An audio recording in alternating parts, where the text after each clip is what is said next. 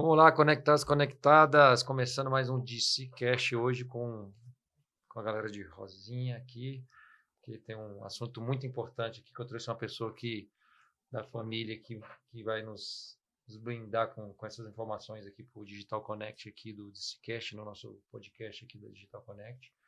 E vamos falar um pouquinho sobre a questão da importância do mês da prevenção do câncer de mama, que é o Outubro Rosa, por isso que está todo mundo aqui de vestimentas rosas aqui. A gente acabou não avisando o Dr. Ângelo, que já vai se apresentar. Mas naturalmente eu já sou meio rosado, então...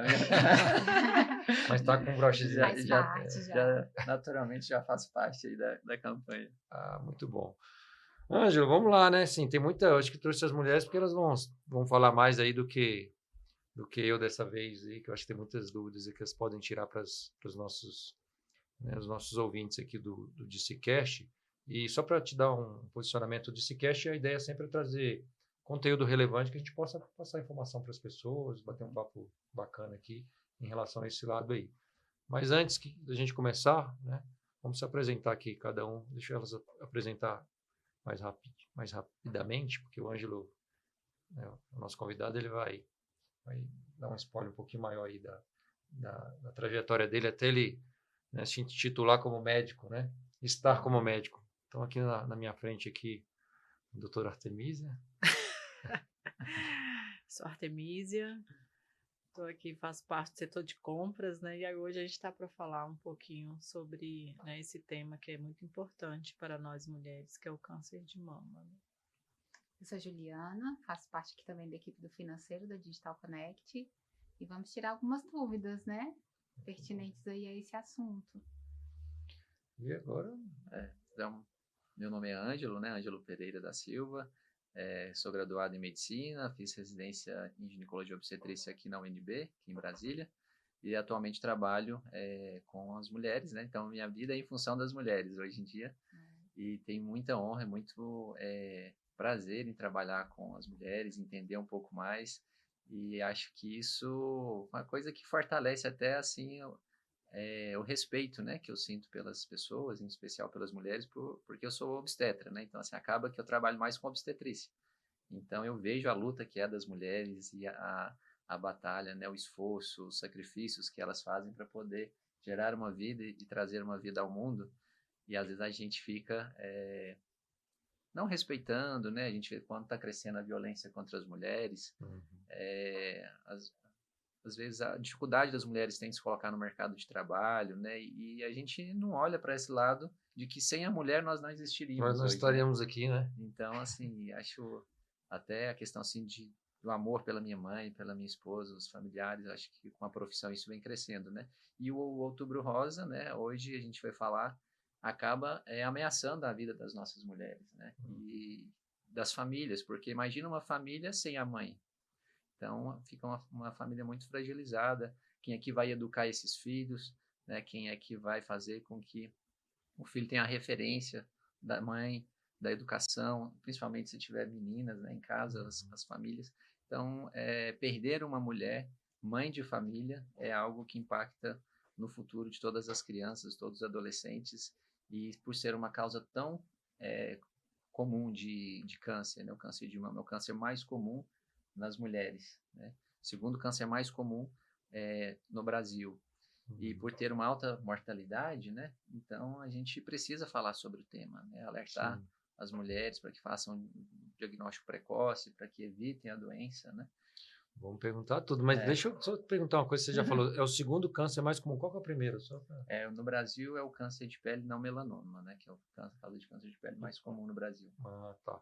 E Ângelo, mas antes da gente começar, né, com o nosso papo aqui voltado para a parte das prevenções e tudo sobre o Outubro Rosa aqui, da prevenção do câncer de mama, queria saber por que medicina?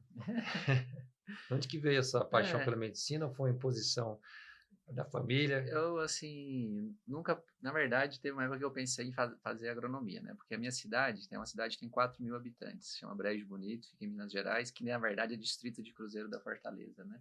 Na região do Alto Paranaíba, Minas Gerais. Então eu cresci no campo, né? Da minha casa eu olhava pela janela, eu via o pasto, os animais, as vacas, a lida do dia a dia. Qual fica perto da onde? Patos de Minas. Patos de Minas. Pertinho de Patos. E aí eu cresci na fazenda com meu pai, mas por ser uma cidade pequena, que tinha, na minha cidade mesmo, só tinha até o ensino fundamental, não tinha nem o ensino médio, e já era eu cresci já preparado para sair, para fazer ensino médio fora, para fazer vestibular, e nessa eu sempre pensei em fazer medicina, mas tinha ali uma quedinha pela agronomia, por gostar da fazenda, de gostar do gado, das coisas da roça. Mas Pode ser um médico fazendeiro, não tem É. nada, né? Nada que impeça. Mas acabou que eu acho que o amor da medicina foi sendo assim plantado em mim desde que eu nasci, né? O meu nome é Ângelo em homenagem a um médico da região que era amigo do meu avô, que chamava Ângelo. Então minha mãe já botou meu nome por causa de um médico. E acabou que ao longo da minha vida eu estudei pensando, vou sair daqui para fazer ensino médio, vestibular para medicina. E nunca me arrependi, graças a Deus, sou muito feliz no que faço. Acho que foi uma escolha, acho que divina mesmo, né? Acho que eu não escolhi a medicina, acho que a medicina me escolheu, né? Mas quando você mudou lá da sua cidade lá de Minas, você veio fazer o segundo grau? Você fez o segundo grau lá? Ou já veio para Brasília? Como foi Então, a chegada em Brasília, sim. né? Eu fiz faculdade, eu fiz cursinho, na verdade, né? Ensino médio, cursinho Uberlândia, ficava a 200 quilômetros da minha cidade. Aí, depois do ensino médio, fiquei mais 1 ano, 2 anos fazendo cursinho para vestibular. E aí passei na faculdade de medicina aqui em Brasília e passei também em Uberaba. Aí eu acabei fazendo a faculdade em Uberaba por ser uma faculdade mais tradicional, né? Que foi fundada em... Você fez um... Achei que você tinha formado aqui. Não, a faculdade de Uberaba, que é a antiga Faculdade de Medicina do Triângulo Mineiro, que hoje virou Universidade Federal do Triângulo Mineiro, já tem, né, foi fundada em 1953, se não me engano. Então era bem antiga. E aqui eu passei na FEPEX, que tinha sido fundada em 2005, se não me engano. Então acabei optando por Uberaba por ser uma faculdade com mais tradição, né, e com assim essa história de formar grandes médicos. Por ser em Minas Gerais, está próximo da minha casa, 200 quilômetros dos meus pais. E fui muito feliz pela escolha. Formei em Uberaba, né, entre 2007 e 2012, que foi a minha faculdade. Fiquei 2 anos trabalhando na minha cidade, em Minas Gerais. Voltei lá para Cruzeiro da Fortaleza, morei com os meus pais, trabalhei no PSF, atendia pediatra, atendia geriatria, ortopedia, clínica médica, tudo que precisava. Fazia atendimento no PSF, atendimento no hospital, no pronto-socorro, fazia atendimento, visita domiciliar, né? Às vezes os pacientes iam na minha casa me procurar também. De madrugada. Tem muito isso, né? Cidade interior. Então... O médico está muito próximo, né? Ali do paciente. Sim, e por ser... Só tinha eu de médico na cidade. E o Nossa. hospital lá funcionava só até as 10 horas da noite. E acabava que fora dos horários, assim, que não tinha médico, meu telefone costumava tocar, eu batia na porta de casa. Mas foi um momento muito feliz da minha vida, porque eu pude estar com os meus pais, né? Meu pai tinha recém-descoberto que estava com hepatite C e precisava fazer um acompanhamento, um tratamento que é um pouco desgastante. Meus outros irmãos todos morando fora, né? Meu pai e minha mãe sozinhos. Então eu pude voltar para casa, estar com eles e acabei ajudando também a população da minha cidade, que eu já era muito amigo, né, de várias pessoas. Pude conhecer mais pessoas, aprofundar os laços de amizade com essas pessoas. E acho que fui muito feliz lá, servindo a população. E foi muito importante para decidir o meu futuro, né? Porque eu formei sem saber o que eu iria seguir de especialidade. Eu gostava de áreas cirúrgicas, gostava também de área clínica, né? De atendimento consultório, de fazer cirurgias. E a ginecologia e obstetrícia é uma dessas áreas, né? Que a gente tem atuação tanto no consultório quanto em centro cirúrgico. E numa dessas, né? Num desses plantões, acabou que eu fiz alguns partos por lá. Lá em Minas. Isso, lá no Cruzeiro mesmo. E nas cidades vizinhas que eu dava plantão. E é um momento de muita alegria, de muita felicidade trazer uma vida ao mundo, né? Na verdade, receber, né? Não de trazer, porque quem traz é a mulher, mas a gente está ali só para amparar mesmo. É a dor mais alegre? Assim, para nós é muita alegria, eu não sinto dor, mas eu sinto compaixão, porque de fato é muito... O trabalho de parto e o parto em si é muito doloroso, né? Mas é uma dor que ela precisa existir para o bebê nascer, né? Então, hoje em dia, a gente evolui muito para as técnicas de analgesia, para que a mulher possa ter o parto normal com menos dor. Mas, mesmo assim, a gente se compadece da dor dela, do sofrimento. Mas, no final, na hora que o bebê nasce, toda aquela dor se transforma em euforia, em alegria, né? Em relaxamento. Então, você vê que vale a pena, né? E aí, me apaixonei pela obstetrícia. Vim fazer ginecologia e obstetrícia aqui em Brasília, no Hospital Universitário de Brasília, onde conheci grandes amigos, professores, que eu tenho a honra de trabalhar hoje, inclusive, e estou lá até hoje também, ajudando os residentes que se formam, os alunos que passam pelo UNB. E vim para Brasília por quê, né? Meus irmãos já moravam aqui e acabou que eu também comecei a namorar, né, com a prima do Rafa, e ela, pela distância, ficava difícil namorar à distância, então acabei optando por fazer residência aqui em Brasília, por estar perto da minha família, dos meus irmãos, e também pela questão da minha namorada, que é a minha atual esposa. Que inclusive né? Está grávida, né? Graças a Deus. Eu estava discutindo aqui se é ele que vai fazer ou não o parto aqui, mas não vou falar nada para vocês não, porque isso não cabe a vocês, cabe só a gente aqui. Então acho que tudo na vida a gente faz as escolhas, né? E a gente consegue ser mais dedicado naquelas escolhas que vão aparecendo, aproveitando as oportunidades, né? Vamos dizer assim. Mas as oportunidades aparecem porque Deus coloca na nossa vida, né? Então, a gente tem que saber aproveitar as oportunidades, porque elas estão à nossa frente. Às vezes, a gente não aproveita a oportunidade e vamos por caminhos errados, né? Então, acho que eu estar aqui em Brasília hoje, ter a família constituída aqui, exercer a minha profissão, acho que foram, assim, oportunidades que eu aproveitei, mas que Deus colocou na minha vida. Legal, isso aí. Muito bom, hein? Eu ia perguntar, mas você respondeu ali, por que obstetra, né? Porque você optou, mas você já falou ali, então tá explicado. E, então já vou pegar nesse gancho, Ângelo, até porque a gente estava conversando um pouco antes, e eu acredito que as meninas devem ter mais abordagens, né? Porque é a parte mais da mulher, nesse entendimento, né? Mas eu vou até perguntar na parte masculina, assim, vou pegar. Existem homens que podem vir ter problema de câncer de mama? Existe câncer de mama em homens, né? É bem mais raro, mas existe, porque o homem também tem a glândula mamária, só que a glândula mamária do homem, ela não tem o estímulo do estrogênio, né? Que é o que as mulheres vivem todo mês produzindo estrogênios, né? Toda vez que elas têm um ciclo menstrual, elas ovulam, elas aumentam a sua produção de estrogênio e também de progesterona, né? Então, assim, muitos cânceres de mama são dependentes, né, de hormônios. Então, o homem, por produzir menos hormônio feminino, ele vai ter menos chance de ter câncer de mama. Uma vez que tem um homem com câncer de mama, né, os familiares daquela pessoa, principalmente as mulheres, elas têm maior risco de desenvolver câncer de mama. Então, é um fator de alerta, né, para as mulheres que têm parentes masculinos que tiveram câncer de mama. Por ser tão raro dar em homem, aí as mulheres precisam se preocupar um pouquinho mais? Exatamente isso. Fala os irmãos, não, as mulheres, né? Principalmente as mulheres. As irmãs. Isso, irmã, filha, parentes de primeiro grau, né? Uhum. E acho que a gente sabe que tem um componente genético, né, também. Então, a gente tem algumas mutações genéticas que aumentam o risco de câncer de mama. Então, pessoas que têm um risco maior, que tiveram parentes próximos, que tiveram câncer de mama em idades mais jovens, ou aquelas famílias que se repetem, né, que a mulher tem, a mãe teve, ou a filha tem, ou uma prima de primeiro grau. Então, ou tem outros cânceres, câncer de ovário, por exemplo, também está relacionado. Então, as famílias que têm muitas pessoas com câncer de mama têm que ser avaliadas, né, fazer uma análise genética para procurar esses genes que aumentam o risco de câncer de mama, porque aí sim tem que fazer um rastreio mais precoce. Né?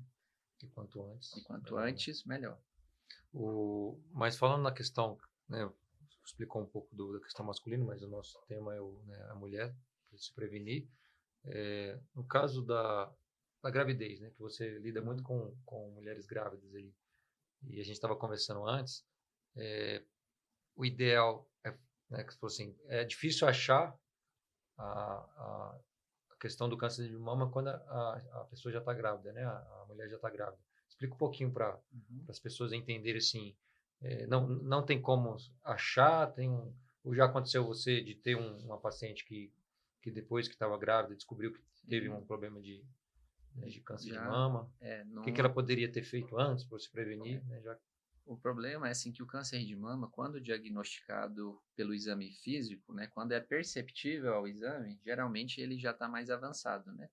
Então, quando a mulher percebe ali, então vou passar rapidamente sobre os sintomas, né, os achados do exame físico, então, do câncer de mama. Antigamente falava-se muito do autoexame, né? Porque assim, a mulher tem que se tocar, ela tem que procurar ver se ela tem alguma alteração na mama, seja um nódulo, né, que seria aquela área endurecida na mama, que ela conseguiria, palpando a mama, perceber, seja uma alteração na pele, uma coloração mais avermelhada, uma pele que está mais espessada, em vez de ser uma pele lisinha, fininha, uma pele com aspecto de casca de laranja, são sinais que pode ter um câncer de mama. Mas geralmente esses sinais são mais avançados, no câncer mais avançado. O câncer no estágio inicial, ele praticamente passa desapercebido pelo autoexame, a gente não consegue percebê-lo.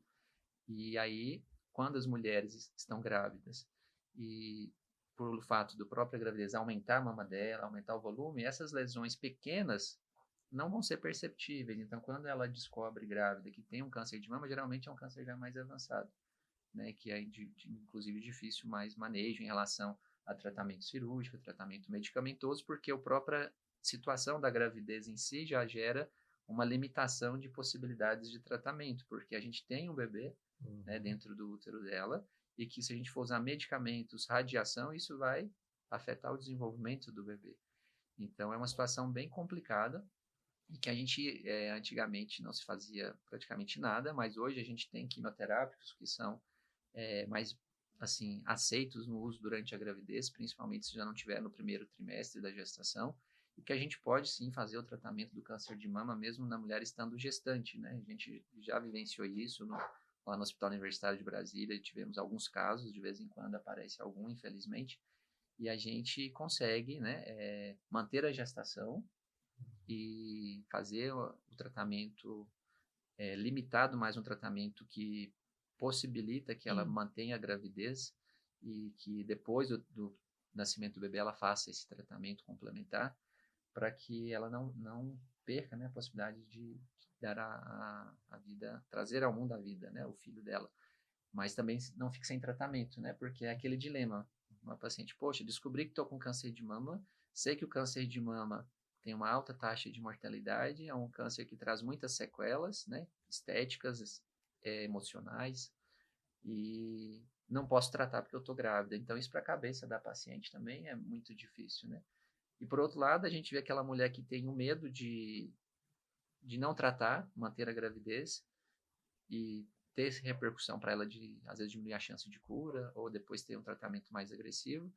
E temos aquelas outras mulheres que querem a vida do seu filho preservada, que não quer fazer nada que possa prejudicar o bebê. Eu te perguntar, acontece esses casos de pessoa, não quero fazer o tratamento zero, existe. só depois do nascimento? Aí tem pacientes que optam por não fazer nada, com medo de vai afetar o bebê, né? E aí depois que o bebê nasce, aí vai fazer o tratamento. Mas esse ponto de afetar o bebê, ele pode ser 100%, vamos colocar, amenizado ou não? Assim, tem o risco? Existe o risco, mas aí a gente faz um tratamento direcionado para aquela idade gestacional, com medicamentos que a gente sabe que pode ter efeitos colaterais no bebê, mas que não são efeitos que vão colocar em risco a vida do neném, né? Então, o bebê não vai a óbito por causa do tratamento.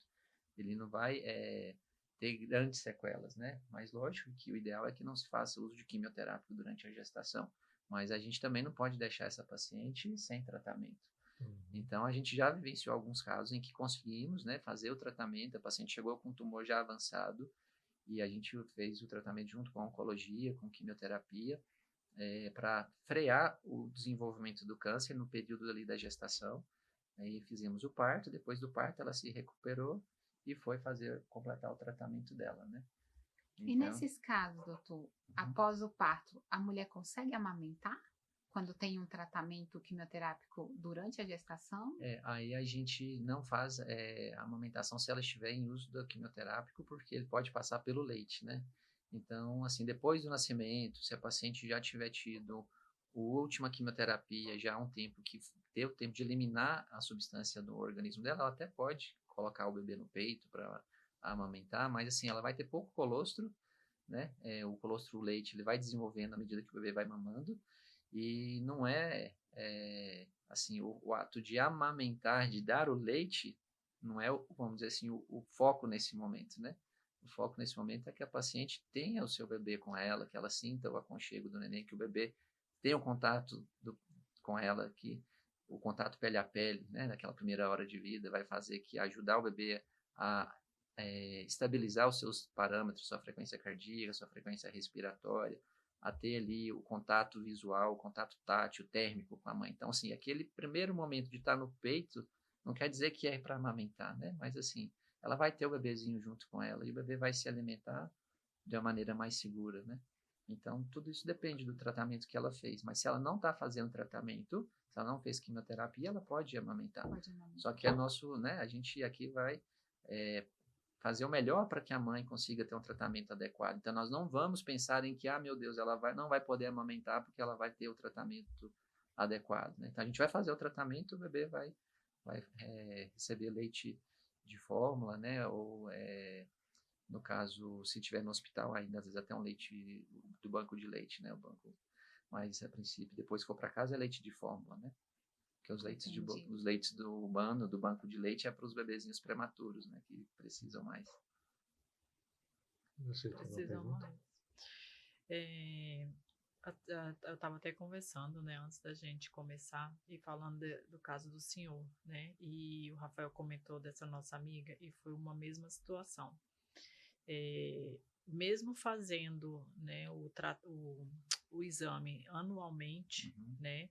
Aí a gente ainda escuta esses casos, né? Que, por exemplo, esse paciente, esse senhor que eu estava hoje, ele viu, né, o outdoor com da campanha, né, do câncer do Outubro Rosa.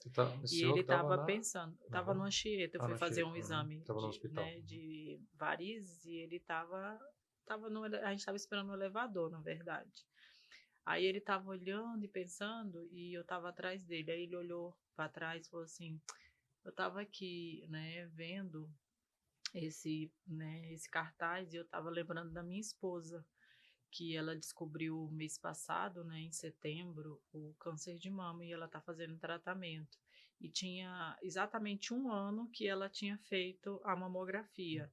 E essa nossa amiga, né, que o Rafael comentou aqui que seria bom, né, esse bate-papo com ela, foi justamente a mesma situação, né, depois de 1 ano, ela sempre fazia o acompanhamento anual e depois de 1 ano, e engraçado que o dela, ela não percebeu, né, e ela já estava num estágio já avançado, que quando ela começou a sentir, tipo, ânsia de vômito, né, enjoo, alguma coisa assim, né, e depois ela começou a sentir o seio endurecido, né, então já estava bem avançado.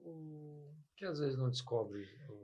Então, no caso dessa paciente que fez exames, né, a pergunta que a gente faz, poxa, ela fez um exame no ano passado, como é que não detectou uma lesão, né, ou não tinha lesão, e em 1 ano apareceu uma lesão muito grande. Aí a gente tem 2 cenários. Ou o exame, ele teve um falso negativo, ou seja, fez o exame e quem analisou o exame não viu a lesão que já existia, então é um erro de diagnóstico, né, que chama falso negativo. Ou ela teve um tumor mais agressivo, que se desenvolveu muito rápido. Ela fez a mamografia no ano passado, não tinha nada, era um exame confiável. Então, o exame está correto, ela não tinha câncer de mama.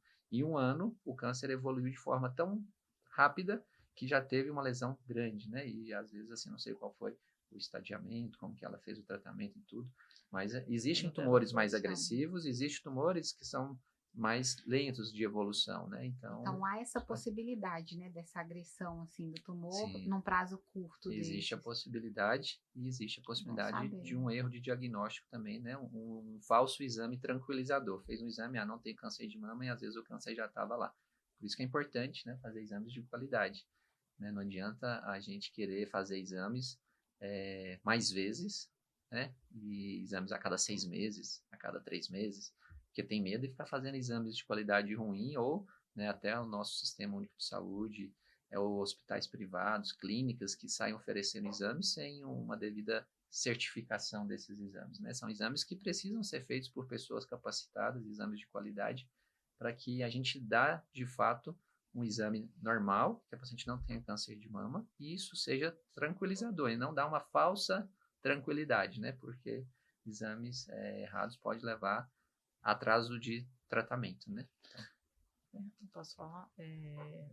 Assim, pegando esse seu gancho, né? O que é um exame de qualidade? Assim, o que a gente, né? Quando a gente, né, recebe, né, um encaminhamento para fazer esse exame, qual o cuidado que a gente tem que ter, né? Assim, de escolher o local para fazer, o que a gente tem que observar? Tem alguma? Acho que para a paciente, né, em si fica meio difícil dela saber isso, né? Porque a gente vai onde que o convênio aceita, ou vai pelo SUS onde que está disponível, e não tem como escolher, né? Ou ela não consegue, vamos dizer assim, ter acesso a quem está laudando, a qual é o aparelho, né? Mas a gente sabe que hoje o exame, né, ideal seria uma mamografia digital, né? Então temos aparelhos mais velhos e temos os aparelhos digital. O ideal seria uma mamografia digital. E aí o problema nem sempre é a imagem. A imagem pode ser boa, mas é quem lauda, né? E aí é o médico, o radiologista que lauda. Então, Os dois lados, não basta só o equipamento, tem que ter o ser tem que humano ter o que faz a equipamento avaliação. e a capacidade técnica do médico em laudar. A mamografia digital é naquele mesmo formato, né, antigo, assim, que tem que colocar a mama, vem aquelas pecinhas que aperta a mama. Do mesmo jeito. É no mesmo formato, Isso. Aí existem, né? Qual que é a última vez que vocês fizeram? Eu até perguntar para vocês. Eu já fiz. Você já fez, mas qual a última vez a pergunta? Tem quanto tempo? Porque, na verdade, eu que insisti, né, para fazer devido a alguns históricos. Tem 2 anos. 2 anos. Que eu fiz, mas me indicaram que não era necessário. Você nunca fez? Não, eu nunca fiz. Aí eu vou te explicar o porquê. Então, mas antes de você explicar o porquê, deixa eu colocar alguns dados aqui que é importante para você não fazer mais isso que você está fazendo. Primeiro, casos novos, né? O Ângelo deu uma pesquisada aqui para gente. Casos novos de câncer por ano, só no Brasil, 73 mil estimados para 2023.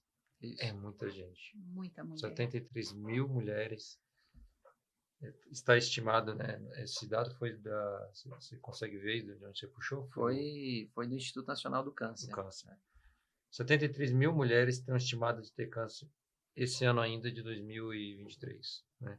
Sendo que 66,5 para cada 100 mil mulheres. Essa seria a incidência anual, né? Anual. Então, cada 100 mil mulheres, 66 vão ter o diagnóstico de câncer de mama esse ano.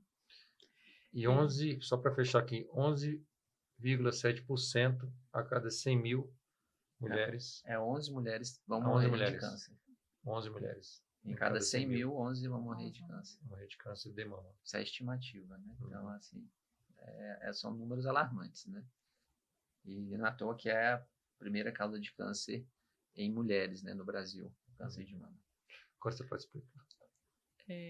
Não fiz, né?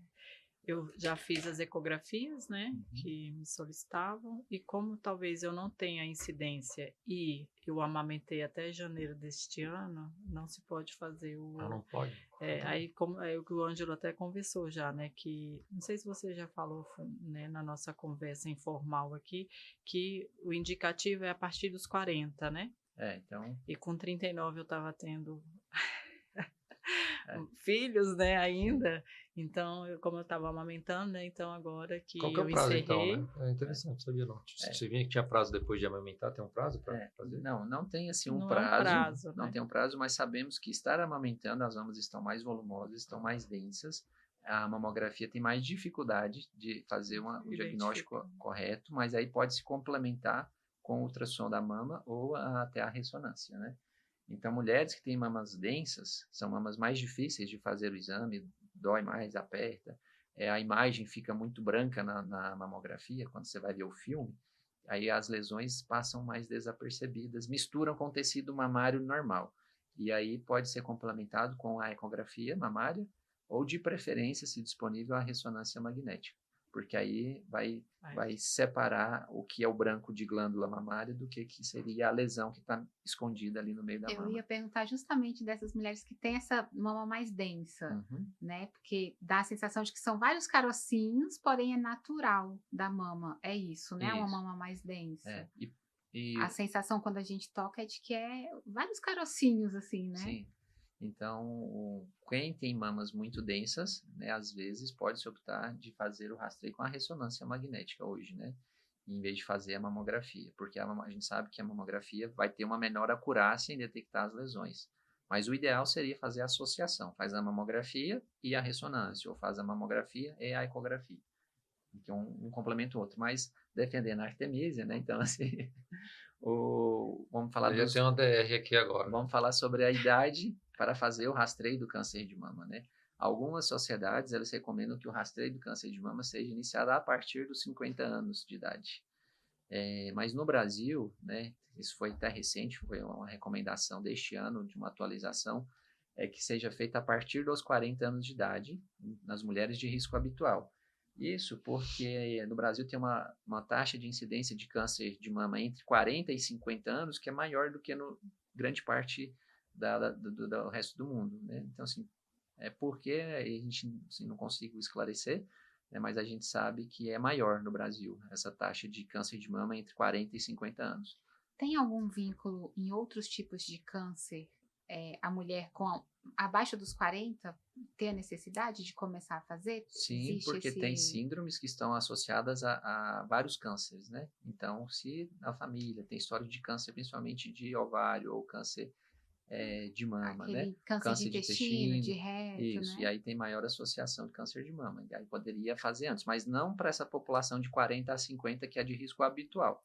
Então, no Brasil hoje, o recomendado é acima dos 40 anos de idade, fazer mamografia anual, né? E se você tem na família alguém que teve câncer de mama muito jovem, ou câncer de mama que se repete, ou múltiplos cânceres que podem ter associação com câncer de mama, que seria por causa genética, né? Aí pode ser transmitido de uma geração para outra. Aí essas mulheres precisam fazer o rastreio do câncer de mama antes dos 40 anos, né? Aí vai depender dessa avaliação do risco de câncer dela. E aí, entre os genes mais associados, seria o gene BRCA1, gene BRCA2, mas isso é uma análise genética, as pessoas têm pouco acesso, isso tem um custo, né? Mas tem populações que se beneficiam de fazer o rastreio abaixo dos 40 anos. E quando a gente fala, igual você falou assim, o histórico, né, familiar, se tem alguém, qual é a ascendência, descendência, qual é o vínculo familiar? Por exemplo, uma prima que teve um câncer, compete, né, digamos que uma prima minha tivesse, eu fazer por conta desse vínculo que se a minha prima é filha de uma tia, que pode ser irmã da minha mãe ou do meu pai. Geralmente esse vínculo ele é maior com parentes de primeiro grau. Tipo, ou irmã ou mãe, né? Até pra gente entender essa preocupação, né? Se quando tem um parente que não é de primeiro grau, mas está ali de segundo grau, se a gente precisa ter uma atenção maior. Se for isolado, não me preocuparia. Por exemplo, você tem uma prima de primeiro grau, né? Que na verdade não é um parente seu de primeiro grau. O parente de primeiro grau é mãe e irmã. E foi só ela na sua família todinha, não tem mais ninguém. Eu acho que não tem que se preocupar. Agora, você teve a sua prima, que é a sobrinha da sua mãe. Aí a irmã da sua mãe teve. Aí a mãe da sua mãe também teve. Aí sim você vai ter que pensar, porque o câncer de mama, na maioria das vezes, ele é esporádico, ou seja, ele não passa de geração para geração. Quando começa a ter muitas pessoas na mesma família, é porque aquela família tem o gene, né, dentre vários deles, o mais comum BRCA1 e BRCA2, que aumenta o risco de câncer de mama em até 5 vezes. Então, quando começa a se repetir muito na família, tem que fazer essa avaliação genética. Isso seria o ideal. Maravilha. E outra coisa, Ângelo. Deixa eu só pedir, ô Yuri, vê com o Andrezão só para dar uma mudada no ar-condicionado aqui, que tá bem na minha testa. Eu adoro ar-condicionado. Tá aqui. Obrigado, Ju. Você falou com relação ao exame, né? Que se o radiologista, tá certo? Radiologista, não detectar, né? Igual, né, for um exame falho, que pode ter, né, que pode acontecer. Eu não sei se, como eu nunca fiz a mamografia, né, eu só fiz a ecografia, então eu não sei como é que são as imagens. Assim, o médico não tem como visualizar, assim, pela foto, eu não sei visualiza. Se então, assim, quando a gente faz um exame, ele tem um laudo descritivo feito pelo radiologista, que a gente geralmente olha o laudo e a gente confere com a imagem. Só que imagina que o radiologista que está treinado para ver aquela imagem todo dia, ele não viu, eu que não estou habituado a só laudar exames, dificilmente vou ver. Entendi. Mas o certo é que o médico pegue a mamografia, veja o laudo, ele bota lá a imagem, né? Hoje a gente tem tudo digitalizado, então facilita, não precisa mais ficar olhando lá no megatoscópio, né? Ou colocando contra a luz para ver a imagem. Mas ainda tem essa possibilidade. Tem a possibilidade do médico ver. E quando são mastologistas que acompanham, geralmente eles têm muito treinamento, então eles vêem muito imagens de câncer. Então eles olham a imagem, olham o laudo e às vezes eles vão falar assim, olha, esse laudo aqui não está condizente, vamos pedir uma segunda avaliação para fazer uma revisão do laudo, né? Mas é possível sim. Curiosidades, antes de você fazer essa pergunta. Vocês sabem de onde veio a ideia do Outubro Rosa, quando começou? Alguém sabe? Eu já ouvi, mas não consigo recordar. Não. Eu acho que eu fiz a minha tarefa de casa, né? Você fez? Você puxou? Então você fala pra gente aí. Assim, quem estuda, né? Explica aí, de onde surgiu essa ideia aí do... Não, mas o Rafa falou comigo ontem, foi, né, Rafa? Foi. Não deu nem tempo de preparar muita coisa. E essa semana tá bem corrida pra gente, porque a gente tá tendo um curso de gestante, que vai começar esse final de semana, esse sábado e o próximo sábado, né? Aí vai ser... E aí acabou que eu consegui ainda, assim, né, consegui vir aqui falar com vocês hoje. Mas o Outubro Rosa, né, na verdade, o primeiro relato de se falar do Outubro Rosa foi na Corrida pela Cura, em 1990, em Nova York, uma sociedade, né, que cuidava de câncer. Eles fizeram essa corrida e inventaram o laçozinho rosa, colocaram os corredores. A fundação, né? Da Fundação Susan G. Komen, não sei se se fala assim. Para falar sobre a prevenção e o combate ao câncer de mama. Em 1990, isso mesmo. Nos Estados Unidos. Isso foi a primeira vez que se falou. E hoje é um movimento, né? O mês de outubro mundialmente, né? Todos os países fazem movimentos do Outubro Rosa para a prevenção e combate ao câncer de mama. Engraçado, eu tinha quase certeza, vou pesquisar só por curiosidade, tinha quase certeza que tinha sido alguma determinação do governo, né? Na área do Ministério da Saúde, que fechou cada mês um tipo de... Mas isso parece que é uma coisa meio mundial, né? Exatamente. É legal isso, que acaba que o mundo inteiro se... Né? E como demorou, porque esse primeiro movimento foi lá em 1990. Sim. No Brasil foi em 2008, pela primeira vez que lá no Ibirapuera, em São Paulo, eles iluminaram de rosa o obelisco. É obelisco, né? Eu acho que é obelisco. É um monumento que tem lá no Parque do Ibirapuera, 18 anos depois.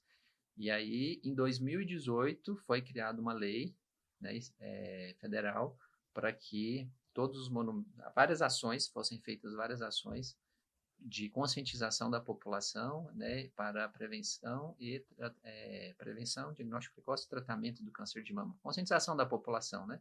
Então, isso é uma lei federal para que a gente estimule as pessoas a procurarem ajuda, que a gente capacite os profissionais de saúde, que melhore os nossos serviços de saúde para poder atender as pessoas. Então, assim, dentre várias medidas, tem as medidas educativas, né, do governo ir lá fazer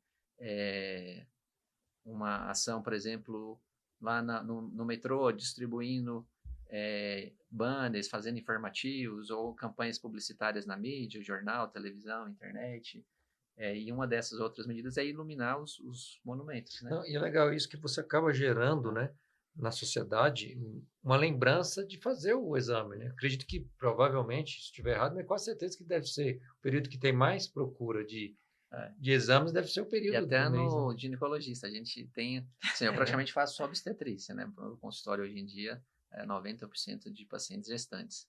Mas ainda tem algumas que que estão ali perto da menopausa, ou que já tiveram seu filho, mas está na fase ainda de menstruar, de precisar em métodos contraceptivos, e elas se lembram de ir no consultório, essas que não estão grávidas, em outubro.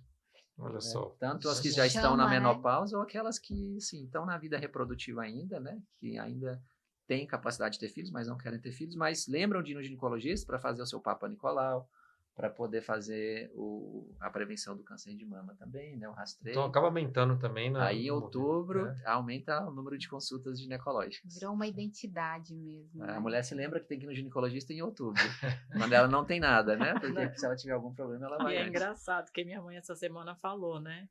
Ela falou assim, você já fez mamografia? Porque o pessoal tá falando muito. Ela não...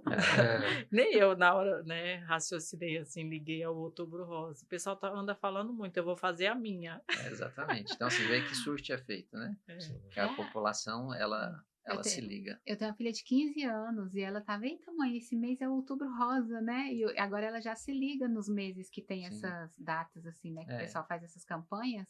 E aí ela fica lembrando, o mês que vem é tal, mês passado foi o Setembro Amarelo.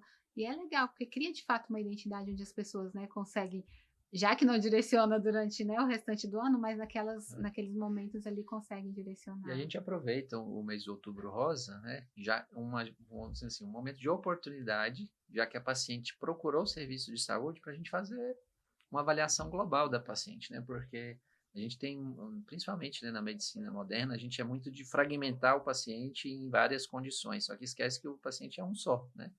Então, eu estou até vendo ali um só corpo, né? O logo de vocês, uma só luta. A gente é um corpo só, não adianta a minha mama tá boa, mas o meu fígado tá ruim, a minha mama tá boa, mas eu tô tendo aqui quase um infarto, eu tô com as minhas artérias coronianas obstruídas, a minha mama tá boa, mas eu tô com a pressão lá nas alturas. Então, assim, a gente aproveita esse momento que a paciente vai no médico, e nós ginecologistas somos o médico generalista da mulher, é o clínico da mulher, é o ginecologista, a gente acaba aproveitando para fazer tudo isso. Então, o paciente vai lá, a gente mede a pressão, a gente vê o peso dela, né? A gente pergunta sobre sinais e sintomas de outras partes do corpo, vê como é que ela está, vê que remédios que ela toma, se ela tem feito o acompanhamento com os outros especialistas, caso ela tenha alguma doença. Você acaba direcionando, né? A gente faz o exame do Papa Nicolau, que era para prevenção do câncer de colo de útero, que é outro câncer bem frequente nas mulheres e que também tem uma alta taxa de mortalidade. Então, a gente aproveita esse momento para fazer o famoso check-up, né? A mulher fala assim, eu vim para fazer o check-up. É a oportunidade. Isso. E com relação também à questão, o senhor falou muito da questão genética, né? Tem outros fatores? A alimentação interfere na questão do câncer de mama? O que mais que... Então, para a gente falar, que isso é super importante, né? Porque assim, a gente sempre pensa assim, Outubro Rosa, mamografia. E o que a mamografia vai fazer para nós? Nos dá um diagnóstico precoce. É assim, estou com câncer, achei ele muito no início. Isso aí chama-se prevenção secundária, porque na verdade o câncer já aconteceu. Agora, quando você vem falar de estilo de vida, peso, a gente está falando de evitar o aparecimento do câncer, que é muito melhor. É muito melhor você não ter o câncer do que você ter o câncer e ter que fazer um tratamento. Então, que a gente pode falar que são os fatores de risco para ter câncer de mama.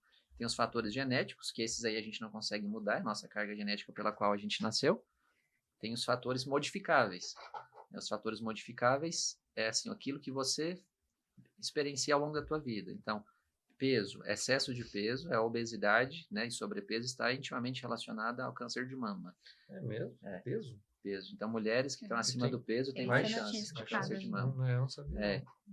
Consumo excessivo de bebida alcoólica também está associado ao câncer de mama. Pacientes sedentárias que não fazem atividade física tem mais associação ao risco de câncer de mama, né? Então, todas as pessoas têm que fazer pelo menos 150 minutos de atividade física de moderada intensidade, né, ao longo da semana, 150 minutos por semana.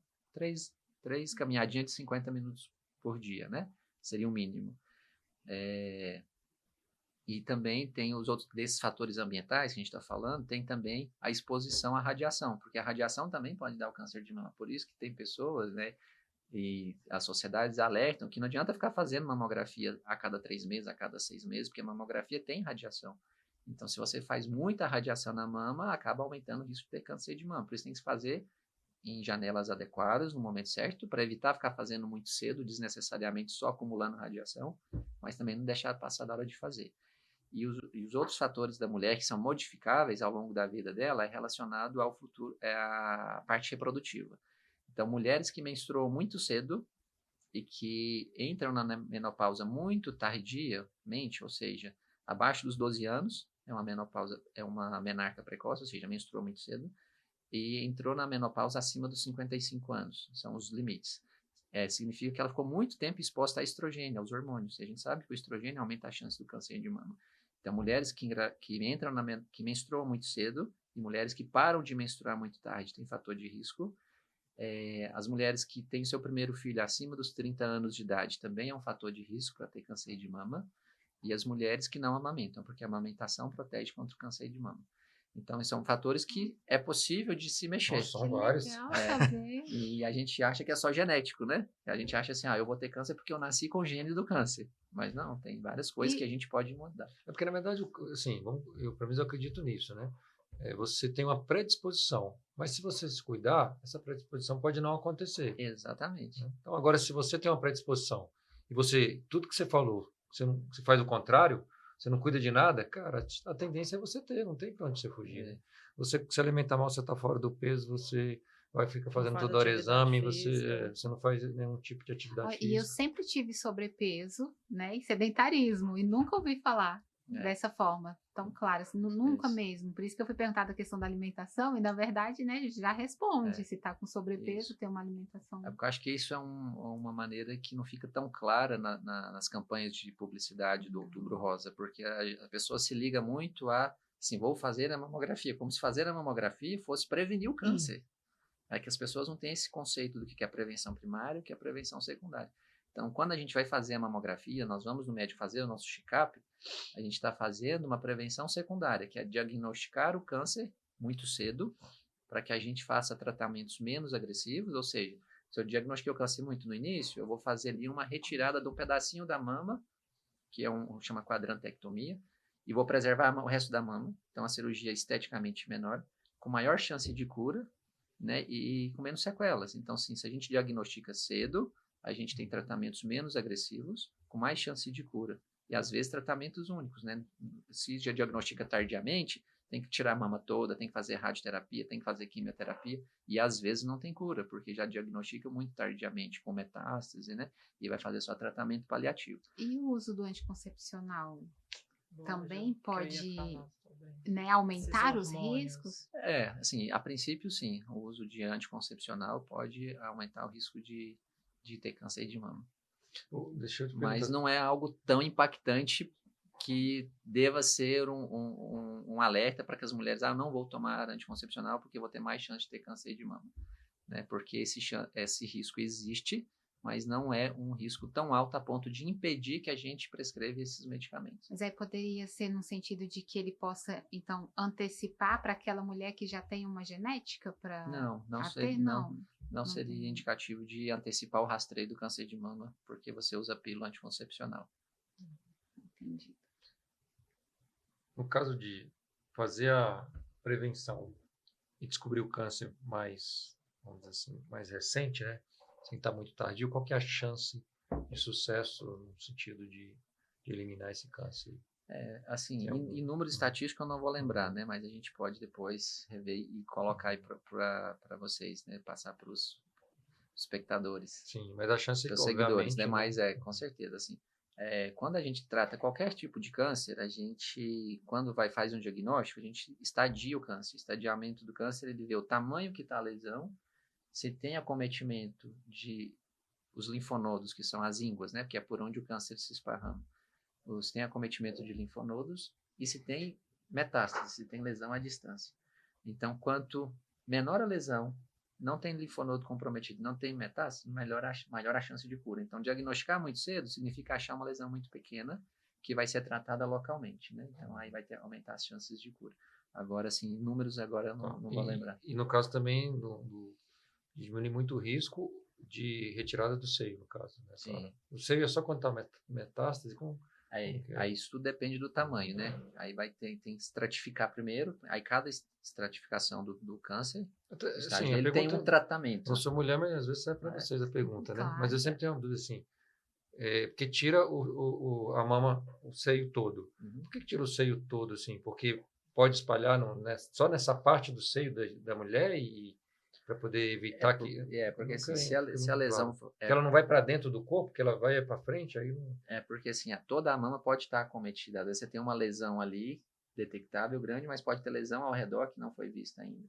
Mas isso depende mais do estadiamento. Então, assim, eu não vou aqui entrar no mérito do estadiamento, porque assim, já foge da minha especialidade, né, mas o mastologista é um médico que está capacitado a diagnosticou o câncer, beleza. Vamos estadiar esse câncer. Então, vai fazer o exame para ver se não tem metástase à distância, vai ver o tamanho da lesão, vai avaliar os linfonodos, estão acometidos ou não, e a partir daí ele vai estabelecer um tratamento. Cada tratamento de acordo com o estadiamento clínico do câncer. Então, estadiamentos precoces, geralmente são tratamentos de excisão parcial da mama, e às vezes não precisa de complementação com rádio ou químio. Lesões grandes, ou com acometimento de linfonodo, ou metástase, aí já é o tratamento mais amplo, né? Então, isso tudo é do estadiamento, né? Então, não é só por causa, vamos dizer assim, do tamanho da lesão. Tem o tamanho e o acometimento de estruturas vizinhas e a distância. Mas não vou saber detalhar aqui para você qual é o estadiamento. Que a gente chama TNM, que tem o tamanho do tumor, o N se tem linfonodo e o M de metástase, né? E aí tem estadiamento 1, 2, 1A, 2B, 3. É uma seara muito grande aqui. Mas não quer dizer necessariamente que precise ter a metástase, né? Porque o Rafael perguntou assim, quando tem a metástase que retira a mama? Não. A metástase é um processo um pouquinho depois. Isso, né? Geralmente quando tem metástase, aí já é um tratamento paliativo, porque você não consegue tirar todo o tumor, né? Então, quando o tratamento é curativo, significa que você tirou todo o tumor. Então, são tumores pequenos, que você consegue tirar o tumor e não deixar nada de tumor, ou no local do órgão que acometeu, ou à distância, né? Se já tem uma metástase.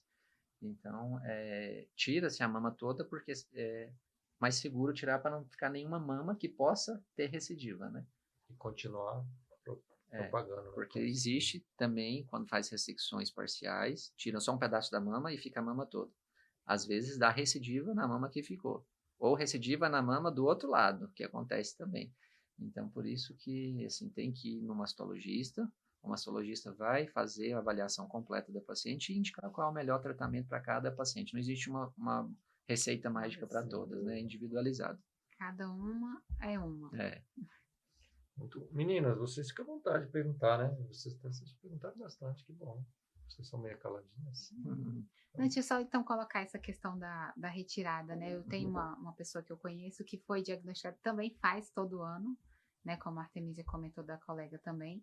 Todo ano faz acompanhamento, esse ano foi descoberto, fez o ano passado, né? A mamografia, estava tudo ok, esse ano veio um câncer muito agressivo, já estava um tumor, acho que sempre fala do tamanho de uma laranja, mais ou menos. Já estava bem grande. Isso, em uma das mamas. Porém, no caso dela, foi necessário a retirada das duas. Que aí deve ser nesse sentido, né? De que já poderia estar acometendo uma região maior. Aí tem que... Toda vez que a gente faz o rastreio de uma mama, a gente faz, na verdade, das duas. Então, assim, tem que ver como estava a outra mama. Se a outra mama não tinha nada, e aí é uma discussão do mastologista, do oncologista com essa paciente sobre os riscos de, não vou deixar a outra mama, ou vou tirar a outra mama mesmo, ela não tem lesão, para não ter uma recorrência. Então, dependendo do tumor, se for um tumor mais agressivo, é recomendado que se retire a mama contralateral para que ela não tenha um novo câncer de mama na outra mama. Aí já retira logo as duas. Mas isso aí, não necessariamente todos os cânceres de mama têm que fazer a mastectomia, que é a retirada da mama, das duas mamas. Geralmente o tratamento é unilateral, tira só um pedaço da mama ou a mama toda, a depender do estadiamento clínico, e a retirada da mama contralateral é somente na suspeita ou diagnóstico, né, confirmado de cânceres mais agressivos. Então, ela não tem uma recidiva. E aí ela fez a mastectomia, beleza, ficou com a outra mama.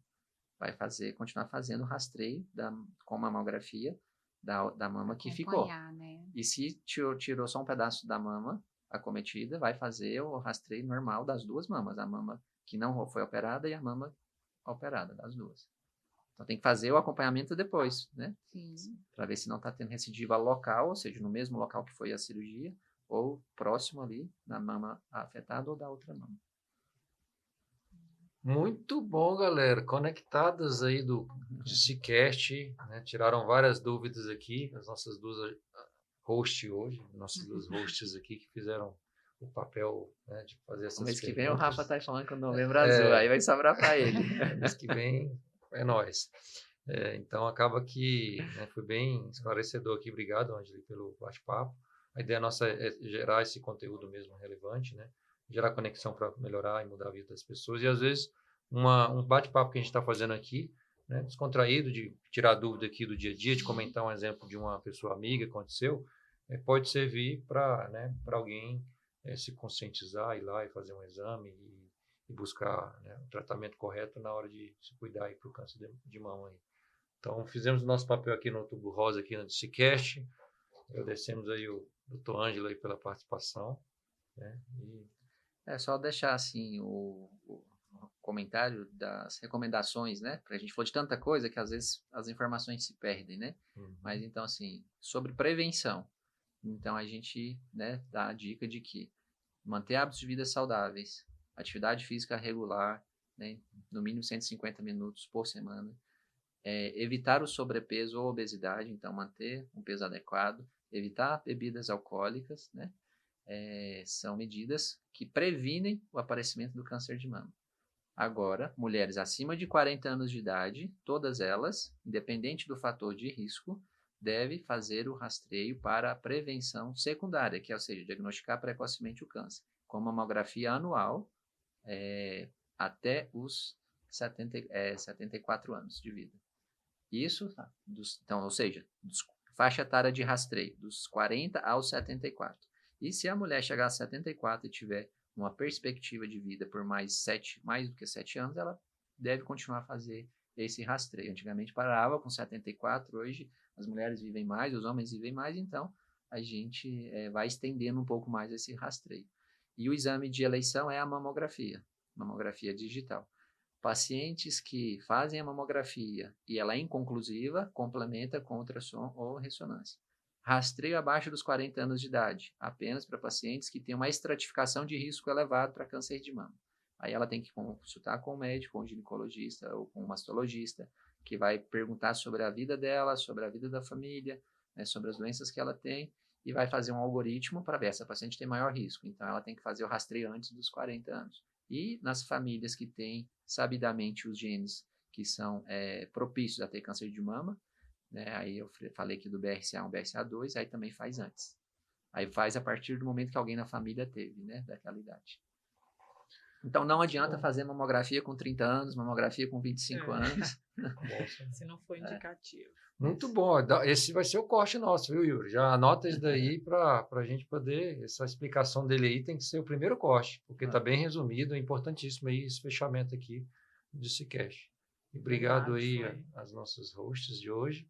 Obrigado, doutor Ângelo aí. Obrigado pelo convite, né? Foi muito bom estar aqui com vocês, falando sobre um tema tão relevante no mês, né, do Outubro Rosa. Parabenizar a Rafa Artemisia aí pela iniciativa, né? Juliana, né? Por estar aqui nos incentivando aqui com as perguntas. E parabéns a todos aí pelo trabalho. Eu sei que isso pode não parecer assim algo tão grande, mas igual você falou, pode chegar em quem precisa ouvir essa informação. E é importante difundir informações, passar esclarecimento à população, para que a gente também contribua como cidadão, né, para a melhoria da saúde e da vida das pessoas. Muito bom. DCCast foi top hoje. Obrigado aí, pessoal. Obrigado. Até a próxima DCCast. Abraço.